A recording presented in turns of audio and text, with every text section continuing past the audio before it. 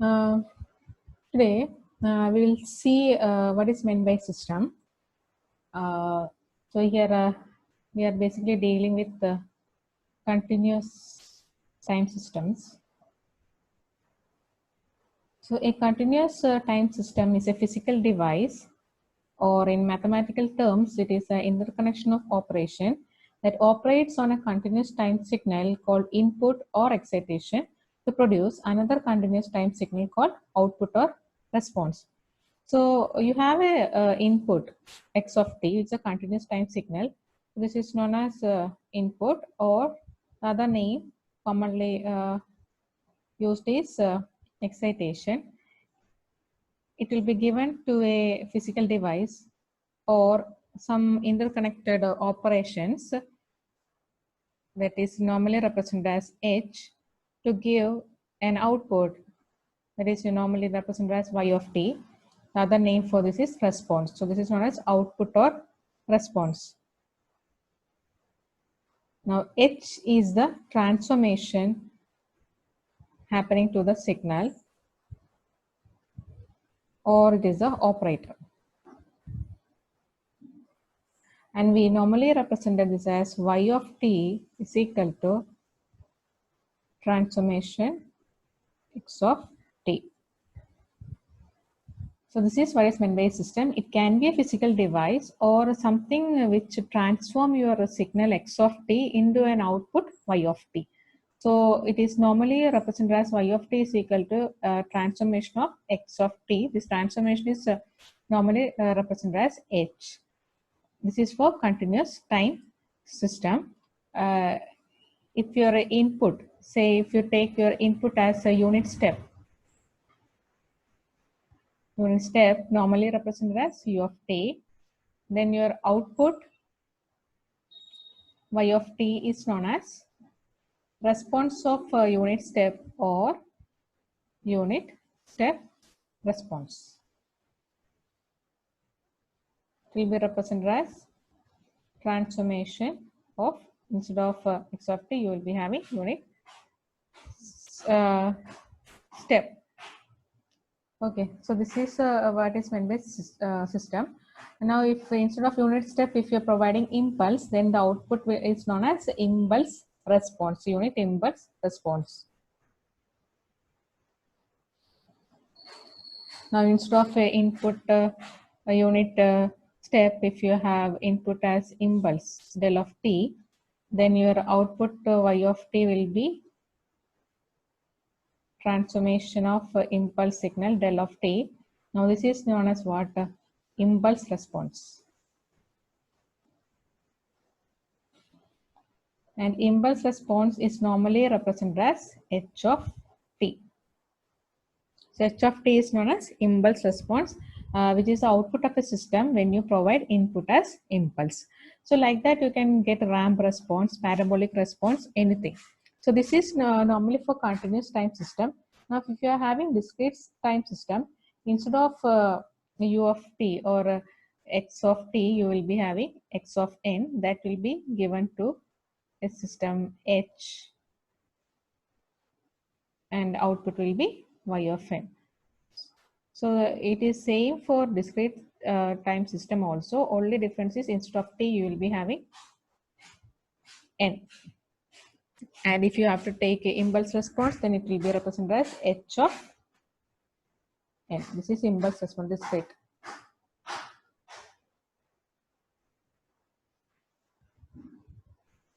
Impulse response, h of n.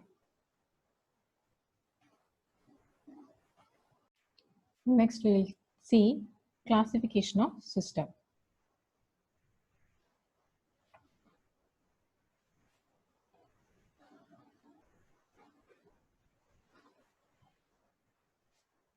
System can be classified into, first one, static and dynamic system.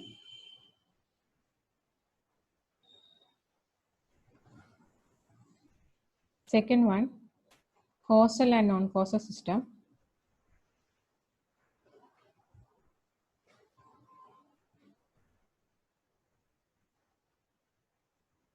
Third, invertible and non-invertible system.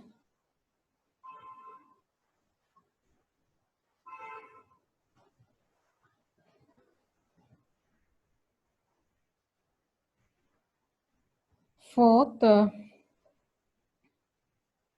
stable and unstable system.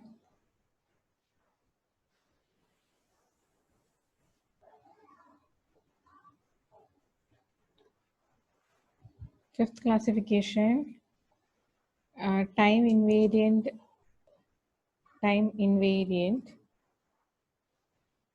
and time variant system.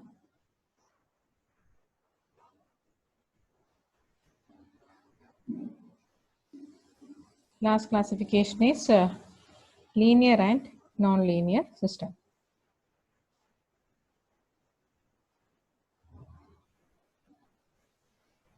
This is the classification of system. First one is static and dynamic system. Second one is causal and non-causal system. Third one is invertible and non-invertible system. Fourth one, stable and unstable system. Fifth one, time invariant and time variant system. Sixth one, linear and non-linear system. Now we will see one by one what is meant by all these different classification of systems. Now the first classification is static and dynamic system. Now static system, otherwise known as a memoryless system, is a system whose output at any instant of time is not depending on input at past or future input at past or future times. So this is output at any instant of time t depends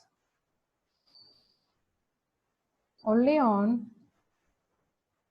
input at that particular input at same time, but not on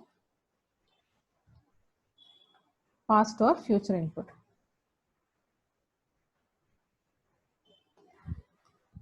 Whereas dynamic means which is a system which is having memory. So this is a system having memory. So for this system, output depends on past or future inputs. Now let's see some example. You take y of t is equal to a into x of t. Now you can see this output pi of t is depending only on the input at time t. So you can say this is a static system. First example. Second example, you take y of t is equal to x of t square. So if you take the second example, this y of t is depending on x of t square. That means if you want to find t at t is equal to 1, this will become y of 1. That will be equal to x of 1. Or you take t equal to 2. So y of 2 is equal to x of 4. So output at second instant of time is depending on input at the fourth instant of time. So this is depending on future input. So this is dynamic.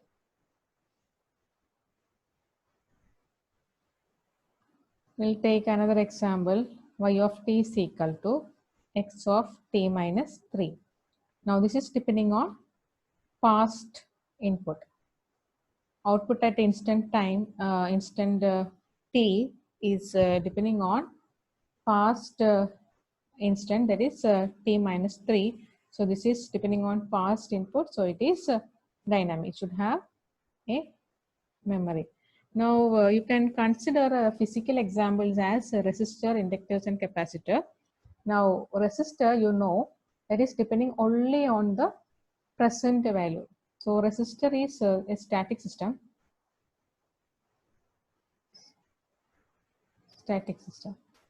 Because it will be depending only on present. So we know Ohm's law, I into R, or R of t will be equal to V of t divided by I of t. So it is depending only on the present instant. Whereas inductor, inductor and capacitor. N and C is depending on inductor current. Current at any instant of time will depend on the past current through that inductor, and the capacitor at any instant will depend on the past voltage. So this is a dynamic system. We know voltage for a capacitor, voltage at 0 plus will be depending on V of 0, depend on V of 0, and current for inductor 0 plus will depend on I of 0. So you can say it is depending on past. Okay, so this is a dynamic system, whereas resistor is a static system. Now one more example we will see.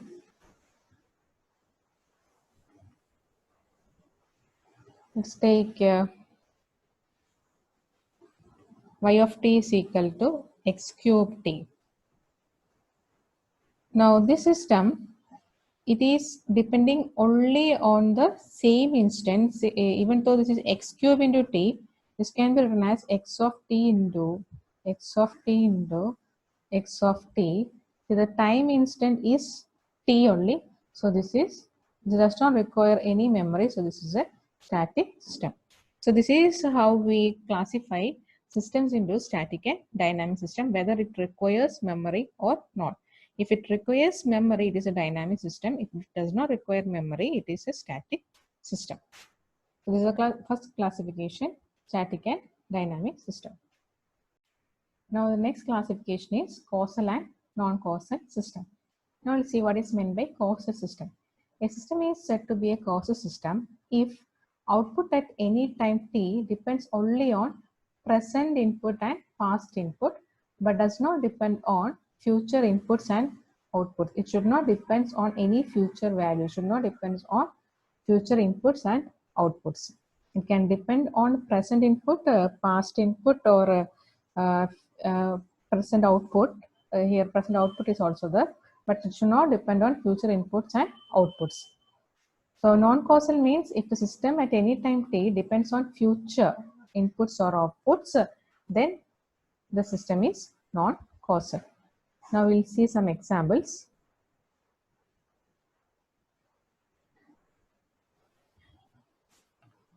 First example, let's take y of t is equal to x of t. Now this is a causal system since it is not depending on any future value, neither future input nor future output. Second one, y of t is equal to x of t minus 2. So this is depending on past input. Now past input is allowable in case of causal system. So that makes the system is causal. Now the third one, let y of t is equal to x of t plus 2. Now this is depending on future input. So the system becomes non-causal depending on future input since it is t plus 2. Future input. So system is non-causal. Now fourth example, y of t is equal to y of t minus 2. Now this is output at instant t is depending on output at past, that is at t minus 2. So past output is also okay for causal system. So this is causal. So this is what is meant by causal and non-causal. So for a system to be a causal system, it should not depend on any future values, future inputs or future outputs. That is causal and non-causal. Third classification is stable and unstable system. A system is said to be bounded input, bounded output stable only if for every bounded input we have a bounded output. So for every bounded input, we should get a bounded output. Bounded means finite. For finite input, we should get a finite output. For example, you can take let x of t is equal to, that is your input, is equal to e raised to at. Now, what will be y of t? Y of t will be equal to response of e raised to at. Now, whether this signal x of t is bounded? No, because at t tends to infinity, your e raised to at is tending to infinity. So this particular signal is not bounded. So your output is also, this is also not bounded. So this is unstable.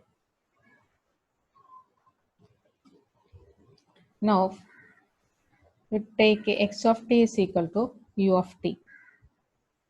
Now here also at t tends to infinity, what will be u of t value? U of t value will be equal to 1 because this is a unit step response. At t tends to 0 and t tends to infinity, value is seen, that is value is remaining as 1 itself. So it is a bounded input. So for bounded input, if you are getting y of t as what is the response, if you are getting it as a bounded value, finite value, then it is a stable system. So if you are getting the response as bounded, then it is stable. So this is what is meant by bounded input and not bounded. Okay. Now there is one another condition for checking the stability, that is you can check stability using impulse response, that is if minus infinity to plus infinity modulus h of t dt, if you are getting less than infinity, then the system is said to be stable. Or you can say impulse response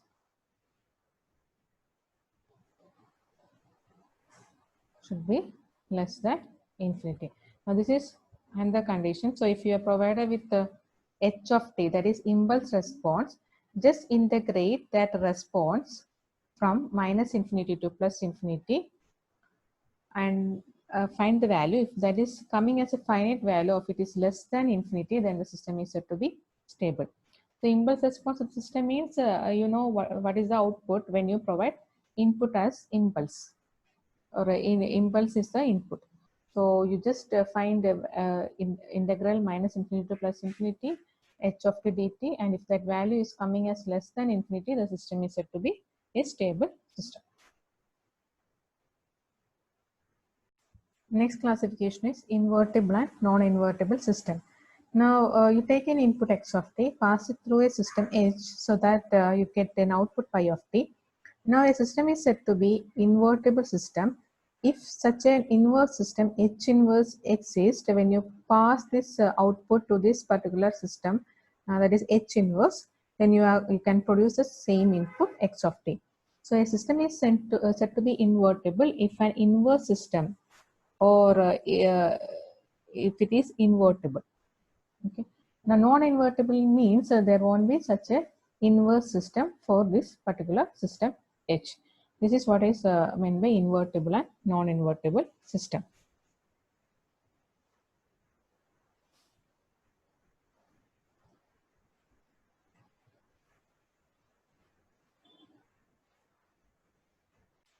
Next classification is time invariant and time variant systems.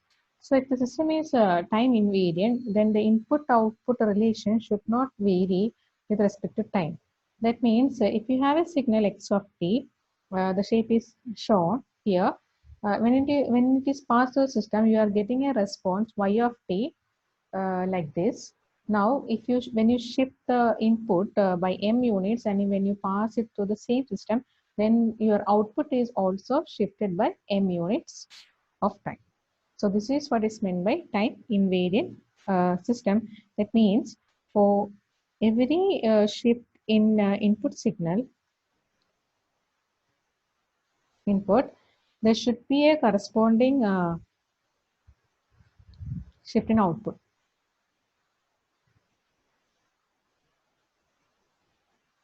Shift in your output. So this is what is meant by time time invariant system. Now, how we will check whether the system is time invariant or time variant. So for that, we have a procedure. So for checking, what you have to do is, so I'll write down the procedure here. Procedure for testing. First, you have to delay your input by m units of time and determine the response of the system. So if you have a first step is, so if you have a input x of t, then you pass it through a delay. So this is a delay.